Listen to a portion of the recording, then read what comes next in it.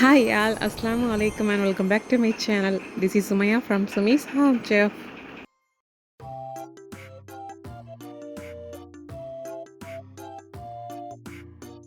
Friends, இன்றைக்கி நம்ம சேனலில் 90s கிட்ஸ்க்கு பிடித்தமான பால் ஐஸ் வந்து வீட்டிலையே எப்படி சிம்பிளாக ரொம்பவே ஈஸியாக தயார் பண்ணுறது அப்படிங்கிறத பார்க்க போகிறோம். வாயில் வச்சதும் அப்படியே மெல்ட் ஆகி போகிறது மாதிரியான இந்த பால் ஐஸை எப்படி பண்ணுறதுன்னு பார்த்துட்டு வரலாம் வாங்க. வெறும் 2 கப்பு பாலை போதும் இந்த ஐஸ் ரெடி பண்ணுறதுக்கு. நான் இங்கே வந்து காய்ச்சாத 2 கப்பு பாலை எடுத்திருக்கேன். இதில் 2 டேபிள் ஸ்பூன் அளவுக்கு கார்ன்ஃப்ளவர் சேர்த்துக்கலாம். நான் இங்கே பசும்பால் யூஸ் பண்ணுறேன், நீங்கள் பாக்கெட் பால் கூட யூஸ் பண்ணிக்கலாம். இது நீங்கள் ஸ்டவ் ஆன் பண்ணுறதுக்கு முன்னாடி சேர்க்க வேண்டியது. அப்புறமா இது கூடவே 1/4 கப் அளவுக்கு ஒயிட் சுகர் சேர்க்குறேன். சேர்த்து நல்லா கலந்து விட்டதுக்கு அப்புறமா, அதாவது எந்த கட்டிகளும் இல்லாமல் கலந்ததுக்கு அப்புறமா ஸ்டவ்வில் வச்சுக்கோங்க.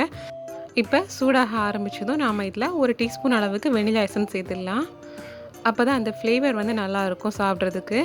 இப்போ பாருங்கள், பாலும் ரொம்ப நல்லா சூடாயிடுச்சு அண்ட் ரொம்ப திக்காக வந்துட்டுருக்குது.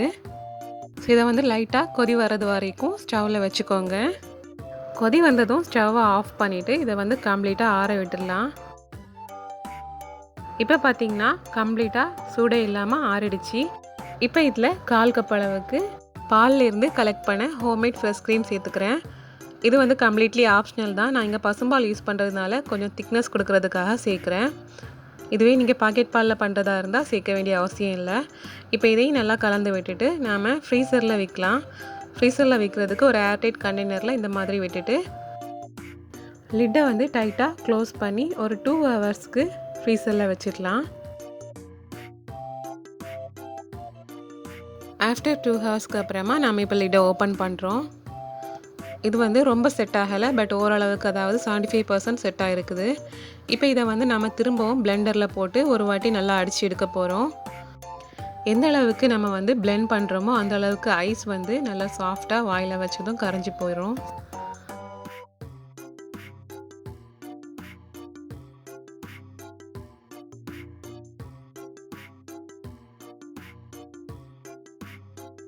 அவ்வளோதான். இப்போ நாம் ஒரு வாட்டி பிளெண்ட் பண்ணி எடுத்துகிட்டு வந்துடலாம்.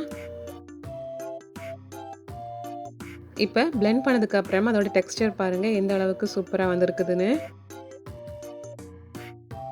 இப்போ நாம் இதை குச்சி ஐஸ் மோடில் விட்டுக்கலாம். அதுக்கு முன்னாடி வந்து கொஞ்சமாக நட்ஸை வந்து சின்ன சின்னதாக சாப் பண்ணி போடுறேன். இது கம்ப்ளீட்லி ஆப்ஷனல் தான். இது வந்து நம்ம சேர்த்து சாப்பிடும்போது சீவ் பண்ணுறதுக்கு நல்லாயிருக்கும். அதுக்காக தான் கொஞ்சமாக சேர்த்துருக்கேன் இந்த மாதிரி. இப்போ நாம் பிளெண்ட் பண்ணி வச்சுருக்கக்கூடிய பாலை ஒவ்வொரு மோட்லேயும் விட்டுடலாம்.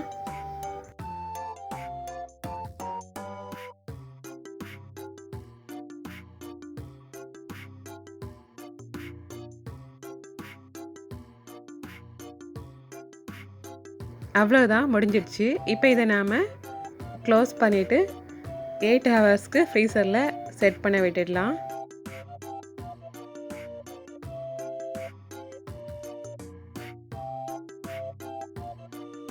ஆஃப்டர் 8 ஹவர்ஸ்க்கு அப்புறமா நாம் இப்போ குச்சி ஐஸை வெளியே எடுக்கிறோம். ஸோ நம்ம இதை வந்து கலட்டி எடுக்கிறதுக்கு முன்னாடி கொஞ்சம் நேரம் வந்து ஃப்ரெஷ் வாட்டரில் டிப் பண்ணிங்கன்னா கலத்துறதுக்கு ஈஸியாக இருக்கும். ஸோ இந்த மாதிரி லைட்டாக வந்து தண்ணியில் வச்சுட்டு ஐஸை வந்து வெளியே எடுத்துடலாம்.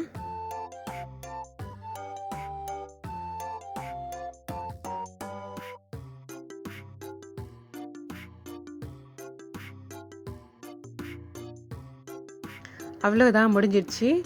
ஸோ சூப்பரான 90s கிட்ஸ் ஸ்பெஷல் பால் ஐஸ் வந்து ரொம்பவே அழகாக தயாராகிடுச்சு. இதை நாம் வீட்டில் இருக்க 3 பொருளை வச்சு ரொம்பவே ஈஸியாக தயார் பண்ணிடலாம். இந்த ஈஸியான குச்சி ஐஸ் ரெசிபியை நீங்களும் உங்கள் வீட்டில் மறக்காமல் ட்ரை பண்ணி பாருங்கள்.